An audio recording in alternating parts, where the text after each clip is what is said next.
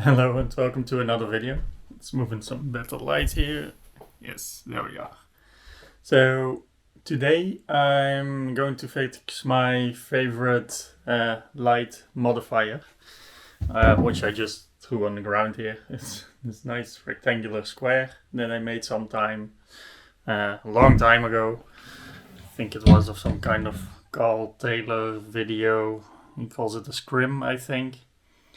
But yeah, this has been my favorite light modifier ever since. It's just real easy. I just made there's a lot of dust and cat hair on it, but just made a wooden square with some 90-degree brackets all along and some of these hooks that I bent open so I can slide it onto a C-stand.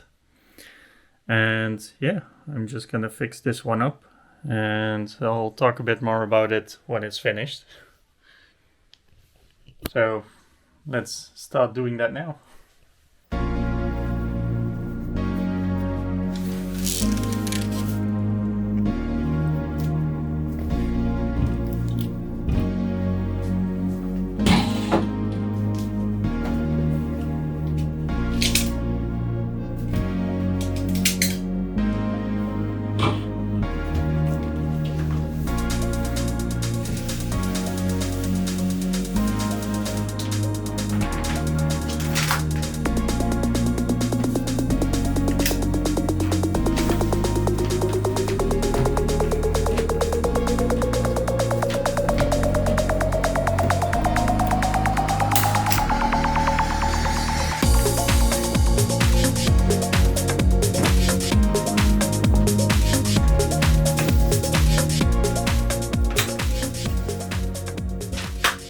So yeah, I wanted to tack the paper on and I ran out of staples, I think, yeah. And while I was at the hardware store, I also bought a new whiteboard, which is going over here with some highboard markers. Because I had some issues with just something to quickly write down ideas or things that I'm working on. So it's a nice little studio upgrade.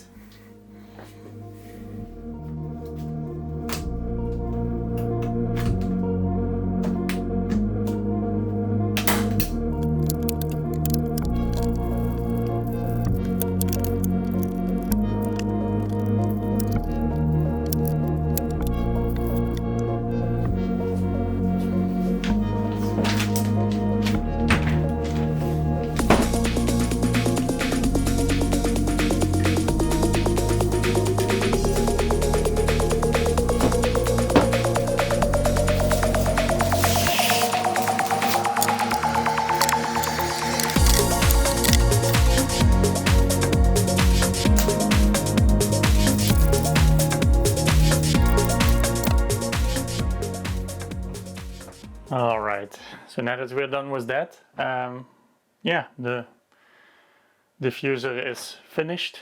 So it's really just some tracing paper stapled to a wooden frame, but I want to get a bit more into why I love this thing so much. First of all, cost. I think it's not even €5 what you're looking at here, and the versatility is also very important.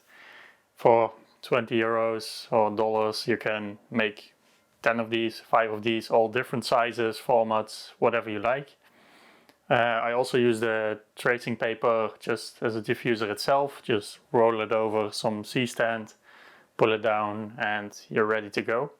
You can even backlight through it when you place products on it. And I think 90% of all of my product shots, I use this one, at least, or something with the tracing paper. But I'm going to show you some differences now and just some small little setups with this diffuser. And I'll use 3 different light sources, a Godox SL60W, with a softbox already on it. So that will be double diffused. It's the softbox first, and then it will go to this to create a really soft look and feel. Then I'll show you with one of the nanlite lights. I have this small pavo tube here. It's a 26C. I like to use this one a lot just because it's small. You can hold it in your hand, you can put it on a table. It's magnetic, so you can put it on stuff. It's not magnetic at this moment, but it's very useful also on cars or anything under the hood of a car. Yeah, I like this one a lot. And as if you've seen my previous videos, I also have the big nanlite lights now. But I want to show what this thing can do with the small one. And I'll light the same subject, which is going to be a whiskey bottle. I'm going to light it through this diffuser. So with studio lighting, small light, and then even I'll use my phone to light it. So you can really see the differences and yeah, how much you can get out of one of these very cheap little contraptions that you can build yourself at home very easily and affordable. So let's get into it. Let's switch the focus. Alright, that should be pretty dark. Now let's flip this one on. So this is just a Godox SL60W light, which I'm holding here. And if you see it, it gets a really nice soft light on the bottle. And yeah, I'm at 85% now. This is a very soft lighting. And when we turn this around and move this over, you can really change where the light is hitting the bottle.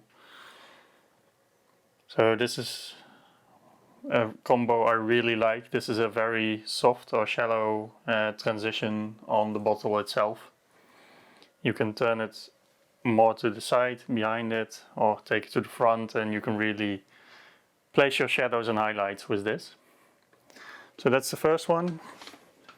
That's if you have more of a studio light setup. Now let's switch to the NAM light.